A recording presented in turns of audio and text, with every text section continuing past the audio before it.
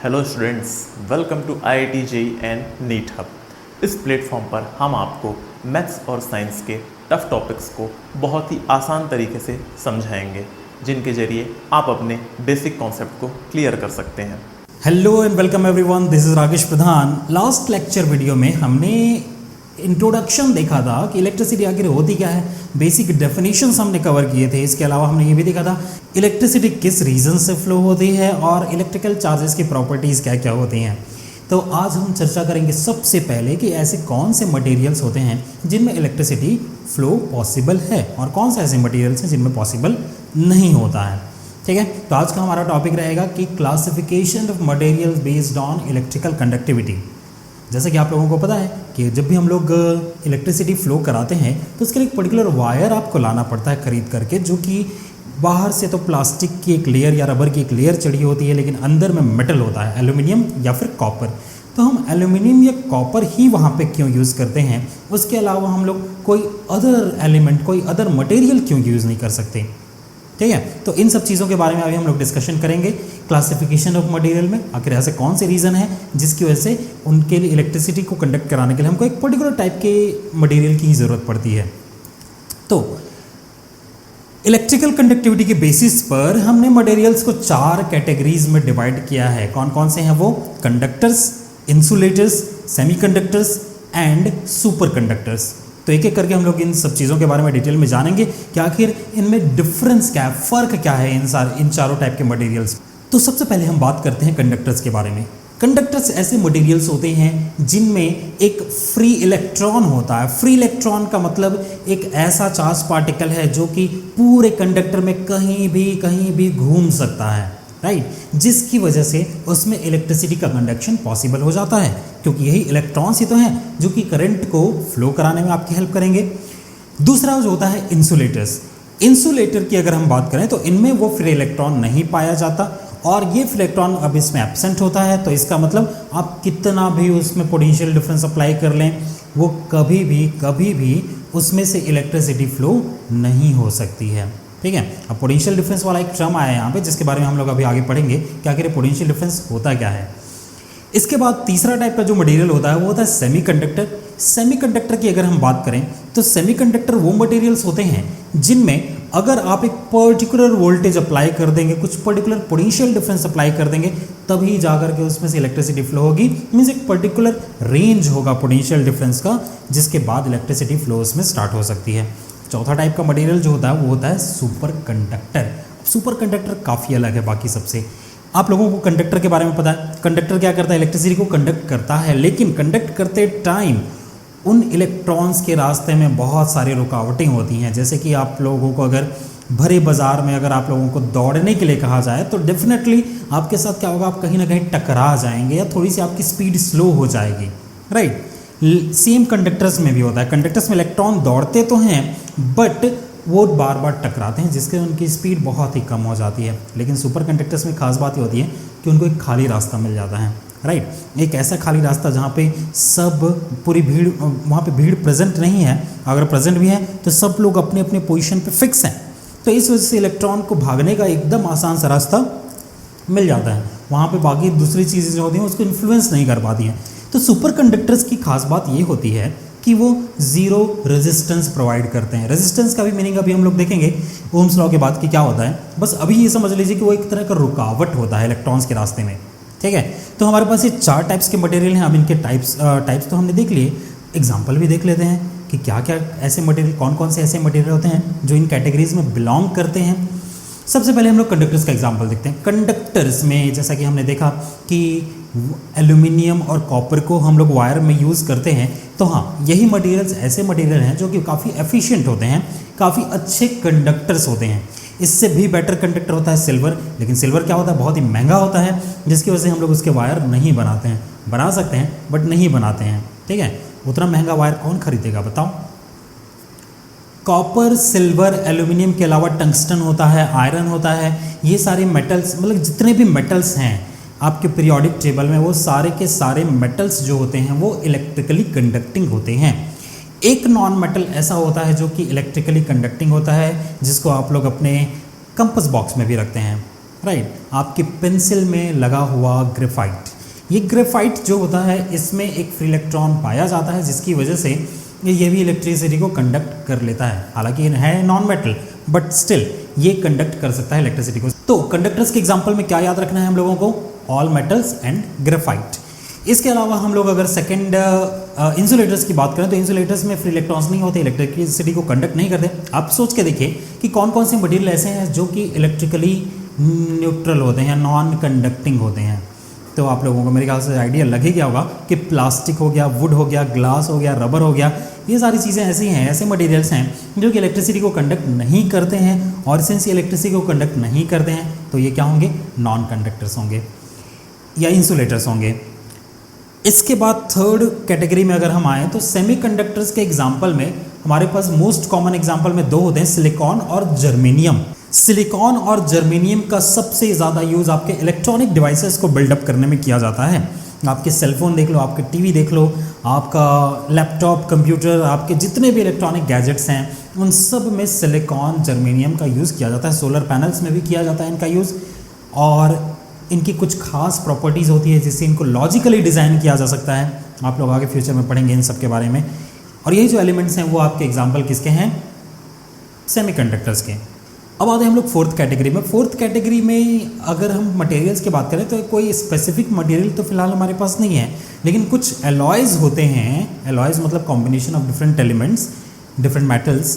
तो एलॉयज़ कुछ ऐसे होते हैं जो कि जिनको अगर हम लोग सफिशिएंटली कूल कर दें, फ्रीज़ कर दें, उनको बहुत ही ज़्यादा ठंडा कर दें, तब वो सुपर कंडक्टर की तरह बिहेव करने लगते हैं। ठीक है, रूम टेम्परेचर पे सुपर कंडक्टर्स को अचीव करना फिलहाल हमारे लिए इम्पॉसिबल है। फ्यूचर में डेवलपमेंट हो सकते हैं बट सुपर कंडक्टर्स बनाना काफ़ी डिफिकल्ट टास्क होता है। इस वजह से सुपर कंडक्टर्स को हम लोग अभी फ़िलहाल यूज़ नहीं कर सकते इलेक्ट्रिसिटी कंडक्टिंग में, क्योंकि अगर हम लोग इसको यूज़ कर पाते तो हमारे पास पावर का बिल्कुल भी लॉस नहीं होता। जितना पावर जनरेट हो रहा है वो पूरा का पूरा आपके घरों तक पहुंच जाता, बट फिलहाल अभी ऐसा पॉसिबल नहीं है। चलिए, तो ये हो गया हमारे क्लासिफिकेशन ऑफ मटेरियल्स। अभी थोड़ी देर पहले हमने एक टर्म का यूज़ किया था, पोटेंशियल डिफरेंस। तो चलिए पोटेंशियल डिफरेंस के बारे में जान लेते हैं कि आखिर है क्या। पोटेंशियल डिफरेंस को समझने के लिए मैं आपको 3 एग्जांपल्स देना चाहता हूँ। सबसे पहले मान लीजिए आपके पास एक ट्रायंगुलर वेज है, इस तरह का एक प्लेन है जिसके ऊपर में आपने एक बॉल रख दिया। दूसरा एग्जांपल मैं 2 टैंक्स का ले रहा हूँ जो कि सेम साइज़ के हैं, पास में एक ट्यूब के थ्रू कनेक्टेड हैं, बट यहाँ पे एक नल लगा हुआ है, टैप लगा हुआ है। ठीक है, जिसको जब आप ओपन करेंगे तभी पानी जो है फ्लो हो सकता है। इसमें से एक सिलेंडर को, एक टैंक को हमने पूरा वाटर से फिल कर दिया है और दूसरा जो है पूरी तरीके से खाली है। तीसरा एग्जांपल मैं देना चाहूँगा, एक मेटल का रॉड, ठीक है, जिसके एक एंड पे हमने एक मोमबत्ती जला करके रख दिया, दूसरा एंड पे कुछ नहीं है। ठीक है, शुरुआत में दोनों एंड का टेम्परेचर सेम रहा होगा, धीरे धीरे जब गर्म करेंगे तो फिर हीट ट्रांसफ़र होने लगेगा। चलिए, तीनों एग्जांपल को में अब क्या रिलेशन है वो हम लोग एक बार देखने की कोशिश करते हैं। यहाँ पे जैसे ही अगर आप इसको रिलीज़ कर देंगे इस बॉल को, तो क्या होगा? बिना कुछ किए ये बॉल जो है चुपचाप नीचे की तरफ आ जाएगा अपने आप। राइट, आपको धकेलना नहीं है, बस छोड़ देना है वहाँ पे, तो अपने आप मूव हो जाएगा।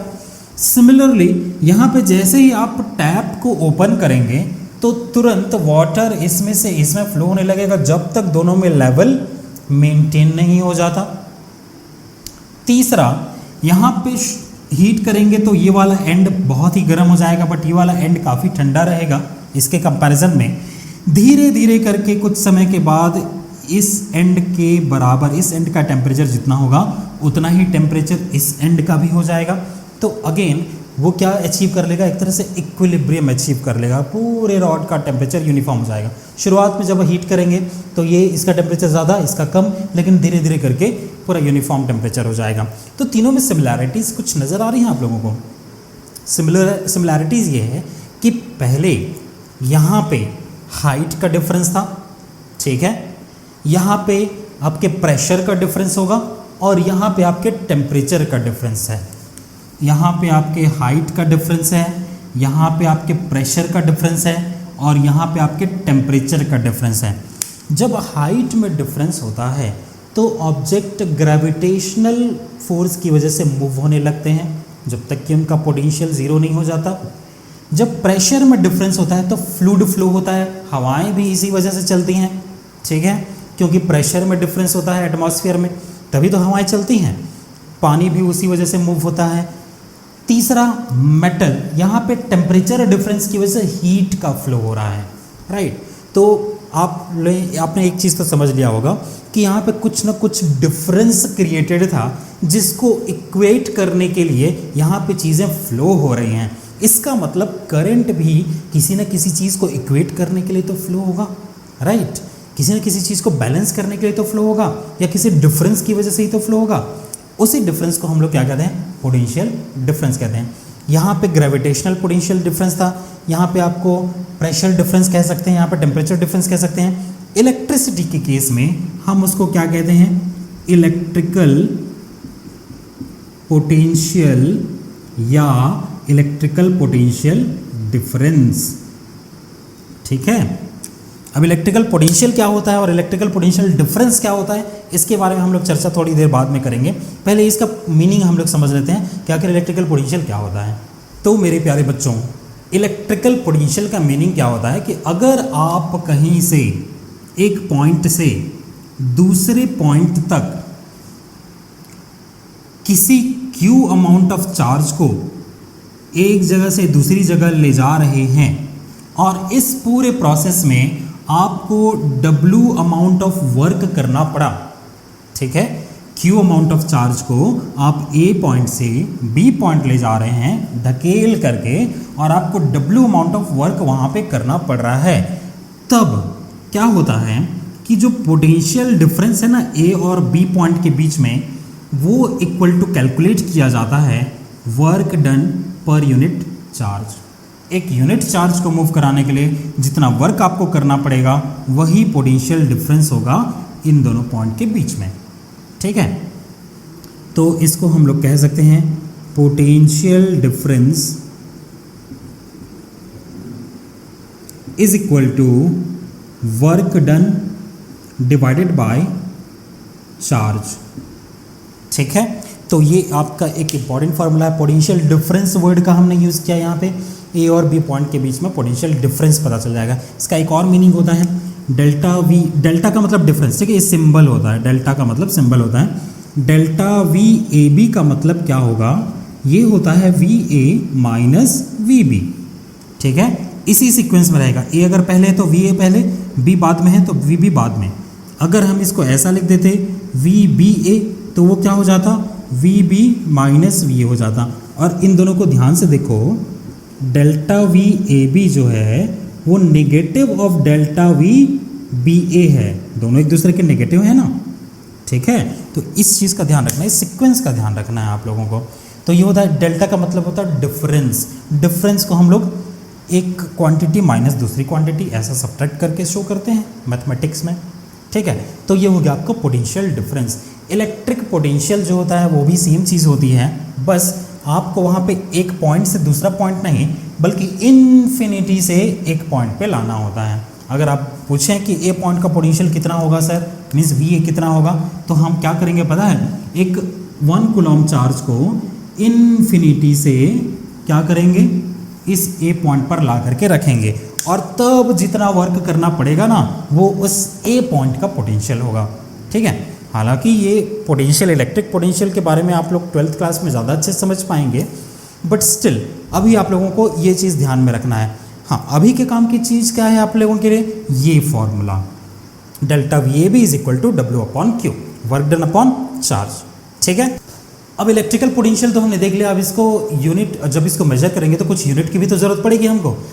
इसका इलेक्ट्रिकल पोटेंशियल का जो यूनिट होता है वो होता है वोल्ट। अलेजांड्रो वोल्टा एक बहुत ही फेमस साइंटिस्ट थे, फिजिसिस्ट थे, मैथमेटिशियन थे, जिनके नाम पे ये रखा गया है वोल्ट। और जैसा कि अभी अभी आपने देखा कि electric potential is equal to क्या था? डब्ल्यू अपॉन क्यू था। तो डब्ल्यू का यूनिट क्या होता है? जूल होता है वर्क का यूनिट, और क्यू का यूनिट क्या होता है? कूलॉम। इसका मतलब 1 volt is equal to 1 joule per coulomb, ठीक है। यहाँ से आप जूल का भी डेफिनेशन लिख सकते हैं, यहाँ से आप वोल्ट का भी डेफिनेशन लिख सकते हैं। अगर 1 कूलम ऑफ चार्ज को मूव कराने के लिए 1 जूल वर्क करना पड़ता है तो पोटेंशियल डिफरेंस कितना होगा, 1 वोल्ट का होगा। ठीक है, चलिए तो जल्दी से अब इस पर बेस्ड एक क्वेश्चन हम लोग कर लेते हैं। If 3 coulomb of charge is moved through a potential difference of 8 volt then find the amount of work done in the process.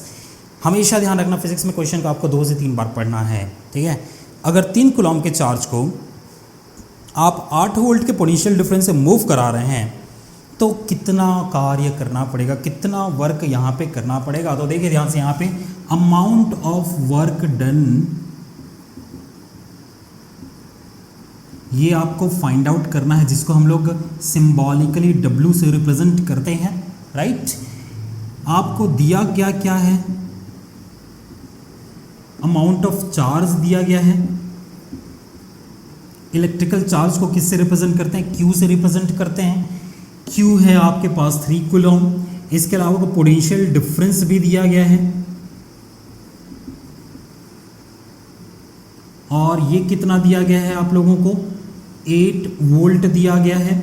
Right, तो जब हमने अभी फॉर्मूला देखा था, क्या देखा था हमने फॉर्मूला, कि जो डेल्टा V होता है, पोटेंशियल डिफरेंस होता है, वो होता है W/Q। इसका मतलब W बराबर क्या हो जाएगा, Q into delta V। Simple, Q की वैल्यू कितनी है, 3 कूलम है, डेल्टा V कितना है, 8 वोल्ट है, सभी SI यूनिट में है, किसी को चेंज करने की ज़रूरत ही नहीं है हम लोगों को, सिंपल मल्टीप्लाई कर देंगे। तो 8 दिया कितना होता है, 24। तो 24 coulomb into volt means work का यूनिट होता है जूल। इसका मतलब आपको 24 जूल का वर्क यहाँ पे करना पड़ेगा। ठीक है, सो आई होप कि एग्जांपल आप लोगों को समझ में आ गया। एक बार जल्दी से समराइज कर देते हैं। आपको फाइंड आउट करना था अमाउंट ऑफ वर्क डन। आपको दिया गया है amount of charge 3 coulomb, potential difference 8 volt. आपको फॉर्मूला भी पता है, W delta V Q, delta V बराबर W/Q। इसका मतलब W बराबर Q इंटू डेल्टा V, और W बराबर अगर Q इंटू डेल्टा V है तो 3 कूलम Q की जगह पे रख दिया हमने, डेल्टा V की जगह पे 8 वोल्ट रख दिया, दोनों को मल्टीप्लाई कर दिया, आ गया हमारा आंसर 24 जूल। ठीक है, चलिए तो आज के लेक्चर में हम लोग इतनी चीज़ें कवर करते हैं। अगले लेक्चर में हम ओम्स लॉ पढ़ने वाले हैं, जिसके बाद हम लोगों को पता चलेगा कि आखिर इलेक्ट्रिकल रेजिस्टेंस क्या होता है, उसको कैलकुलेट कैसे किया जाता है, उसको यूटिलाइज कैसे करेंगे हम लोग। So thank you so much, good bye.